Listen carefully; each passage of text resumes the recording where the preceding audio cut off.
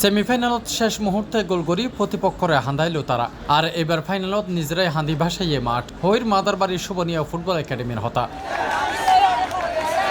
মেয়ের 22 তারিখ সিডিএফে আয়োজিত মেয়র কাপ অনূর্ধ্ব 13 ফুটবল টুর্নামেন্টর ফাইনালত মুখোমুখি হয় মাদারবাড়ির শোভনীয় ফুটবল একাডেমি ও পটিয়ার আব্দুল সুবাহান ফুটবল দল।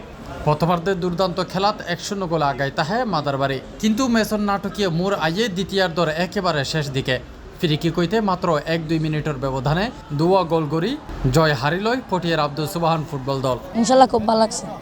আমি মনে করছি হাফ টাইমের পর আমি গোল দিয়ে ছাড়বো। তারপর বাবা ভাইয়ের আজকে জন্মদিন, সেটা আমরা ওকে চ্যাম্পিয়ন গিফট দেবো সেজন্য। হঠাৎ এভাবে হার মানিত না পারি হাইতে হাইতে ভাঙি পড়ে মাদারবাড়ির খুদে ফুটবলারর। কিছু সময় আগেও যারা উদ্যমে ভরপুর আছিল ম্যাচ শেষে তারার চোখত আছিল শুধুই চোখর ফানি। এই হারের ব্যাগ দায়ভার নিজের হাতত তুলি লয় দলের অধিনায়ক। এখানে আসলে মাঠটা অনেক পিছলা, এখানে খেলা যাচ্ছে না। আমরা অনেক কষ্ট করে খেলছি, এখন আমাদের আর কিছু করার নেই। এখানে ভাগ্যের দোষ। এখানে পুরো ম্যাচ খেললাম আমরা, গোল দিয়ে দিল লাস্টের দিকে ওরা। এটা ভাগ্যের ব্যাপার। জি, সেটা আমার দোষ, পুরোটাই আমার দোষ। আমি যদি কিপারের সামনে থেকে সরে যেতাম তাহলে এটা গোলটা হইতো না। কিপারে পাঁচ করে বলটা বাইট করে দিত।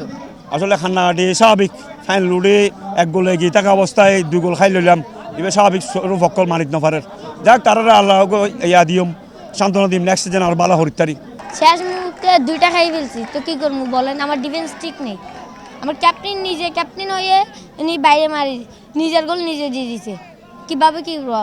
অনেক চেষ্টা করছি জিতার জন্য। ইনশাল্লাহ সামনের বছর আবার দেখি জিততে পারলে। ফাইনালের এই নাটকীয় পরিণতি মাঠের খেলোয়াড় হইতে শুরু করি গ্যালারির দর্শকলেরও আবেগপ্রবণ গড়ি তুলে। বোধকে হয় মাদারবাড়ির ফলে আরি গেলেও তারা নোয়ারে দর্শকলর মন জয় গড়ার লড়াইয়ে। Tafim Alamgir, C+ TV, Chittagong.